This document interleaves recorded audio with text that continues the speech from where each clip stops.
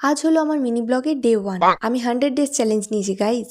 আসলে আমি কোনো দিন কনসিস্টেন্ট থাকতে পারি না, তাই এবার চ্যালেঞ্জটা নিয়েই নিলাম। প্রোফাইলটায় খুব সমস্যা হচ্ছে, তাই এবার থেকে ভিডিওগুলো এই পেজেই আপলোড করব ভাবছি। বিকেলবেলা ঘুম থেকে উঠে কিছু জামা কাপড় ছিল, সেগুলো আনলাম। তারপর সন্ধেবেলা একটু বেরিয়েছিলাম। অনেক দিন থেকেই ভাবছি একটা পিগি ব্যাংক কিনবো। চারদিকে যা টাকা নষ্ট হচ্ছে, এবার টাকা জমাতেই হবে। ফাইনালি আজ কিনেই ফেললাম। এই দুটো ডিজাইন ছিল, তার মধ্যে থেকে এটাকে সিলেক্ট করেছি।